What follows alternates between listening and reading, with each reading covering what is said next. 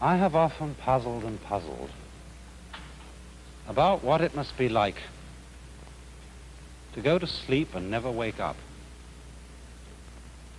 to be simply not there forever and ever.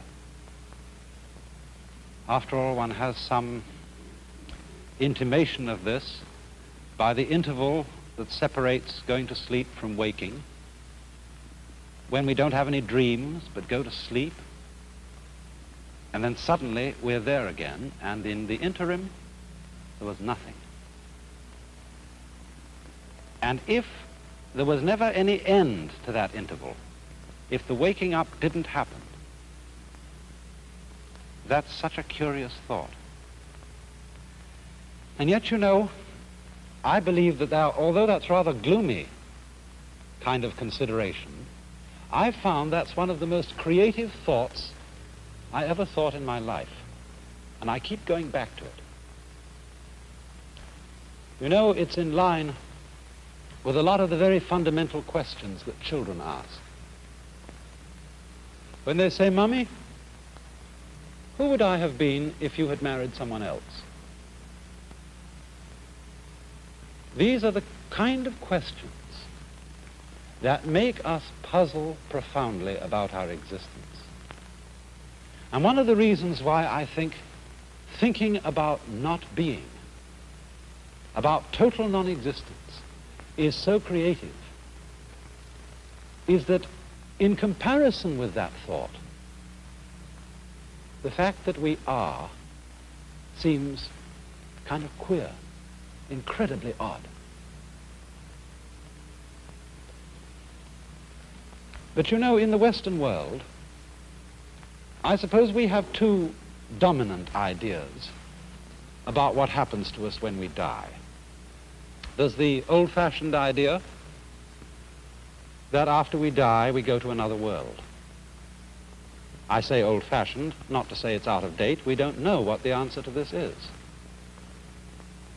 But that's the traditional answer of the Western world. When you die, you go to another life. Maybe heaven, maybe purgatory, maybe hell, who knows? I think nowadays, though, the more general idea, the more plausible idea to many people, is that when we die, we just cease to be. That's all there is to it. But we're inclined, I think, to have in our minds a picture of this, which indeed is depressing, of being shut up in the dark for always and always and always, to be kind of buried alive in a blackness where we are blind, deaf, and dumb, but somehow still conscious. But in the Eastern world, there are different ideas of this.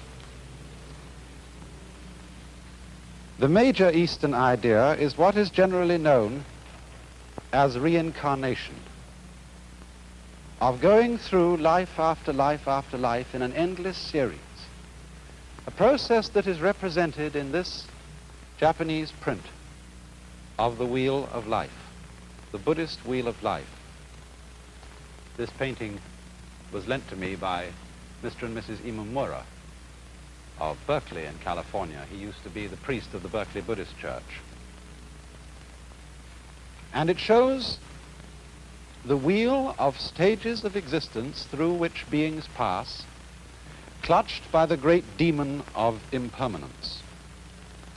This is rather an unusual representation of the Wheel of Life. Perhaps some of you have seen these before.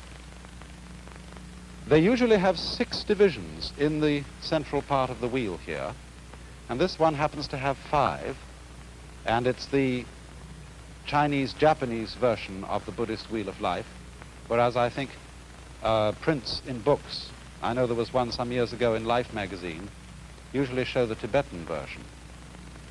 But what we have here, and I think what I'll do, is I'll explain to begin with the popular interpretation of it, and then go on to see what more philosophical Buddhists think of it in a deeper way. These then are the 5 or sometimes 6 realms of existence through which, as I said, beings pass through their various lives. We could start here, for example. This is the human world. And then next to this is the world of the devas. D-E-V-A, which we would translate into English as angel. Then this is the world of the animals. This is the world that is sometimes called the hells, only that's not quite a correct term for it.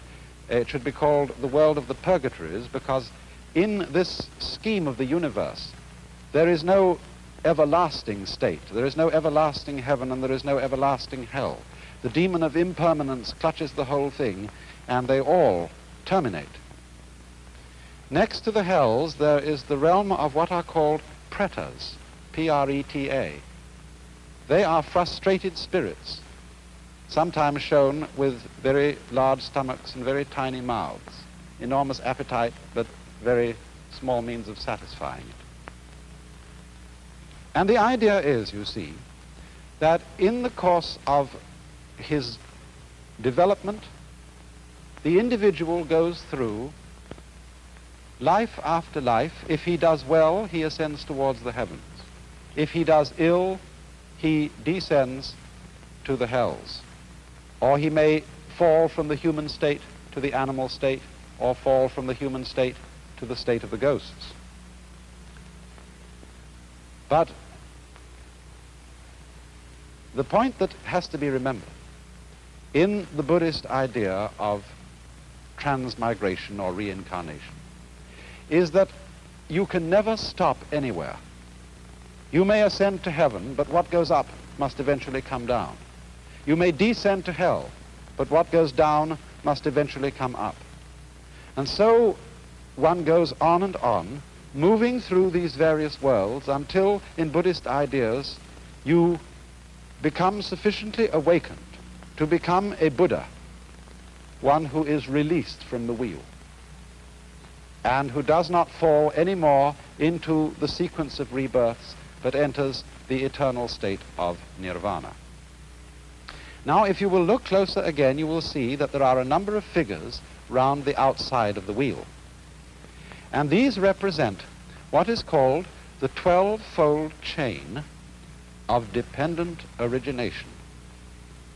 That is to say, they are a series of links which form what might be called the sequence of life. They are, as it were, a schematic diagram of the force or the process that keeps this wheel rotating. And the chain starts with a demon down at the bottom here who represents ignorance, or perhaps unconsciousness, the state of not knowing. Then next in order you'll see a potter's wheel, and this represents potentialities of life. Next comes a monkey who represents consciousness. A man in a boat. For some reason, this represents the combination of name and form. Words bringing out shapes. Words identifying shapes and things in the world. Here comes sense consciousness, the five senses, a man's body with the senses exposed. And here comes contact, a pair of lovers. After this there comes perception. I am not quite sure what the symbol in this wheel is. It seems to show a man with a sword behind a screen and two women playing in front of the screen. The usual symbol you find here for perception is a man with an arrow in his eye, showing the pain involved in the perception of the world. The next in the link is desire. It shows a woman with twins. The next one here is called grasping, and that shows a man with a basket into which he is trying to get the fruits of life. And then as we come over round the wheel, we get a figure which means growth. I think this is one of the gods of prosperity, but it means growth, the fullness of life. Here is birth, a woman in parturition. Here is old age. And then, although the final stage of the links of dependent origination, as they are usually drawn, shows this one as the last and calls it old age and death, in this particular wheel they've been spread out so that you get old age, grief. No, excuse me, this is sickness. Old age, sickness, death, grief, compassion, suffering, and again back into ignorance. Here's another figure of ignorance, the camel being led by a blind man.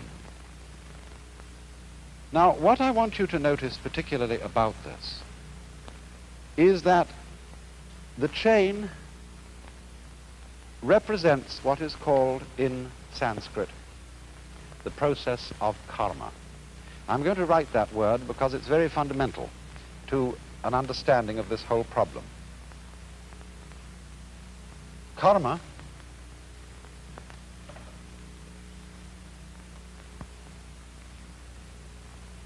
is sometimes understood, and maybe your ordinary dictionaries give it to you, as the law of cause and effect, but actually it comes from the root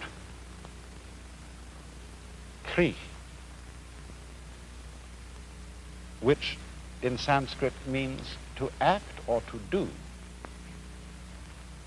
And the basic idea of karma is that it is action which always involves the necessity for other action. As the Buddha once expressed it, this arises, that becomes. Now, this isn't quite the same thing as cause and effect. It is rather the idea of linkage. For example, when I pick up this brush, I lift it by one end, and the other end comes up. Now, we could say this is cause and effect, although this would be a rather cumbersome way of thinking about it. I could say, for example, that the coming up of the brush at this end is the effect of the cause, my lifting it at this end. But we don't ordinarily think so complicatedly about it. We think in a simpler fashion, namely, that to pick up this end is also to lift up that end because it's all one. So in the same way, Buddhists and Hindus who follow the idea of karma believe that life and death involve each other in the same way that the two ends of the brush, lifting up one involves lifting up the other. So in this way, living involves dying. We wouldn't say that the cause of death is birth, but birth and death go together and they are inseparable. And so if we will look again for a moment at the wheel, we can see that there are these important phases of it altogether. Here it ends with the sequence of pictures representing death and suffering and its attendant grief, ending in the blind man leading the camel and the demon, which together represent ignorance or unconsciousness. But once again here we have the potentiality of life and then the monkey representing consciousness. All these things are looked upon as linked and therefore inseparable. And thus you see, we don't look upon ignorance as the first step or the first link in the chain from a chronological point of view. We only start numbering the steps of the chain here because one has to begin somewhere when one's talking. And so the basic idea of this link is interrelatedness, interlockedness, so that death and life, as I said, imply each other. So that you might, speaking from the standpoint of Indian philosophy, of Hinduism, of Buddhism, you might pick an argument with Hamlet and say, to be or not to be is not the question. These are not alternatives. They are things that go together just like up and down, back and front, solid and space. Now there's another aspect to karma which needs to be considered here, and that is that karma also involves the idea of the continuity of pattern. You know, strictly speaking, Buddhists don't believe that there is any soul entity which passes from one life to another. There is no sort of fixed I or fixed ego which once was an animal and then became a man and then became an angel and then eventually became a Buddha or something like that. The idea of karma as the linking factor between the various lives is what we might call continuity of pattern. For example, consider an army regiment. A certain regiment goes on year after year after year. Old European regiments, for example, have existed for hundreds of years. And yet the personnel of those regiments and even the barracks in which they are stationed are entirely changed. In the same way, a university. Harvard University has existed for a long time. Oxford for a lot longer. And yet there is not a single member of the faculty, not a single student who was there when it first began. And yet, you see, the university goes on. Because what goes on is a pattern, a form of life. In the same way, the individual body of man, every 7 years, I think, all the molecules composing our physical structure are entirely changed. And yet, something identifiable as the pattern which we associate with Mr. or Mrs. So-and-so is still there. Another fascinating illustration of continuity of pattern in this sense is wave motion. It's perhaps easiest to illustrate with something like a barber's pole. When you twirl it. Now, as you twirl it, there's an illusion of something moving upwards from the bottom to the top of the pole. It seems that the strips go along. Now, actually, they don't go along. They just go round. And in the same way, also, when waves move across water, there's no water moving across. There is the wave pattern moving across. The water is just going up and down, as you can tell when you see, say, a dead leaf floating on the water's surface, and it isn't moved along by the waves. So this idea of continuity of pattern is the solution which Indian philosophy offers on the matter of the problem of death. The individual, as it were, entity is constantly changing. He does not go on, but the pattern or the karma, the pattern of action, goes on. And it's all embraced by that figure you saw of the great demon of impermanence. Could we look at that demon once again? I want to say something more about him. From our Western ideas, this fellow looks pretty evil. And we might associate him with the devil in the Hebrew or Christian sense of a principle of evil. In Buddhism, demons are not evil. They are really beneficent. They have a frightening aspect, but underneath this, there is a deeper meaning. This demon represents change or impermanence. But the deep insight underlying this is that change is a liberating factor. Death is a liberating factor. Did it not exist, life would not exist either. And therefore the wise man is not afraid of the demon. He goes, as it were, straight forward to him to embrace him. And at that moment, the demon is transformed. And so in the same way, in a deeper sense, Buddhists do not think of these various realms of the wheel as literal worlds where there are angels and demons and starved ghosts, but they represent the various phases of consciousness. Equanimity, general kind of medium consciousness. Quiet consciousness is the human state. The angel state is supreme happiness. The animal state is animality. Here is misery in its extreme, and here is frustration in its extreme.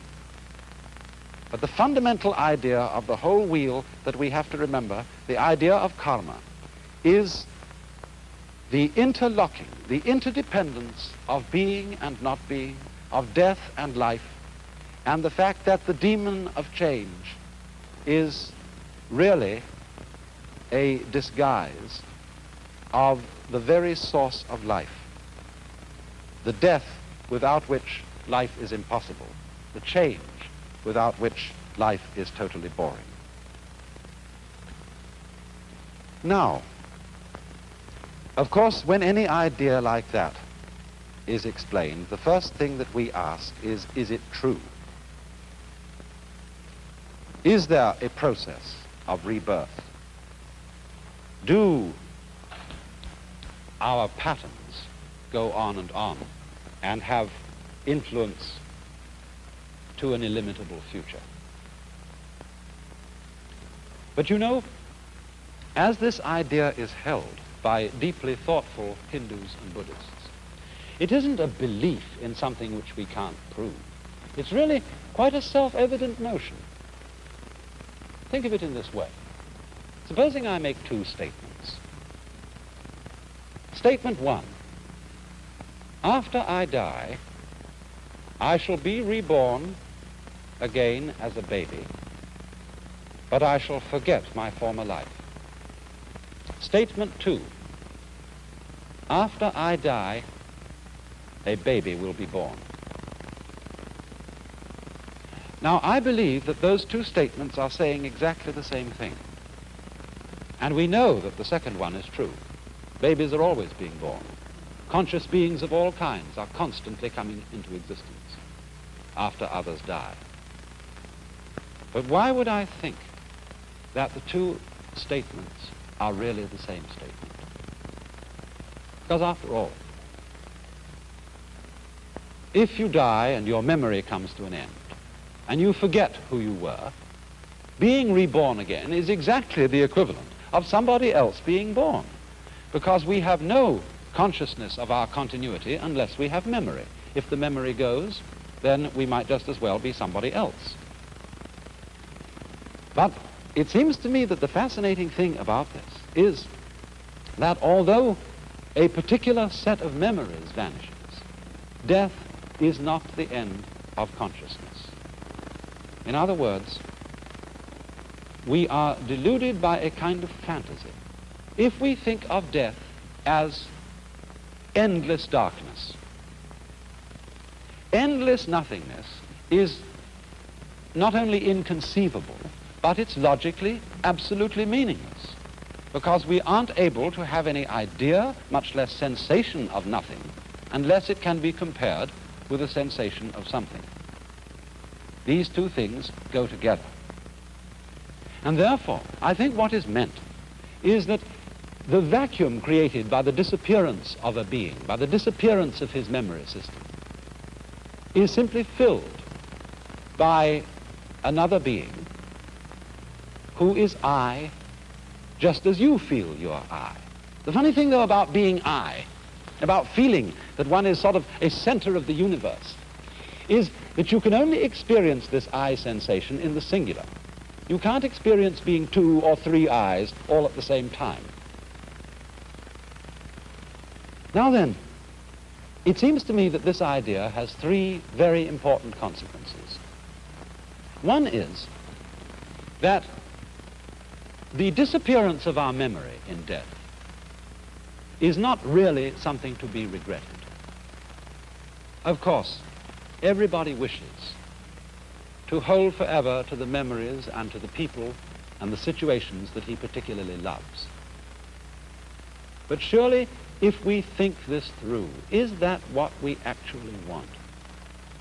Do we really want to have those we love, however greatly we love them, for always and always and always and always? Isn't it inconceivable that even in a very distant future, we wouldn't get tired of it? And this indeed is the secret of the thing. This is why the demon of impermanence is beneficent. Because it is forgetting about things that renews their wonder. Just think, when you opened your eyes on the world for the first time as a child, how brilliant colors were. What a jewel the sun was. What marvels the stars. How incredibly alive the trees were. That's all because they were new to your eyes. Or in the same way, you know how it is, you've been reading a mystery story. And you're looking around the house, you want somebody to read, and you pick up an old mystery story. If you read it years and years ago and you've forgotten all about the plot, it still excites you. But if you remember the plot, it doesn't excite you. And so, by the dispensation of forgetting, the world is constantly renewed.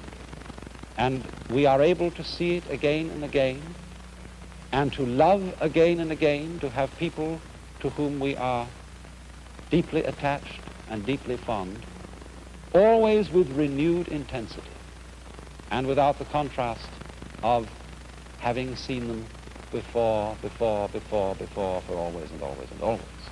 Another consequence of this is a very curious realization to me. Remember that question, who would I be if my mother had married someone else? Who, if I were you, we often say, one might so easily have been you. I might so easily have been born in China and India. Why do I feel that the world is centered in this place, as distinct from some other place? You jolly well know the world is centered where you are. And this gives one a very strange feeling of the idea that other people jolly well exist in the same sense you do. Everybody's name is I. That's what you call yourself. So there will always be I's in the world. Every I is in a way the same I. We all might be anyone else. And there is no escape. It goes on and on and on and on. So long as there is consciousness anywhere, there is I. You then, in a way, look out through all eyes. And that perhaps is the secret of the great virtue of compassion.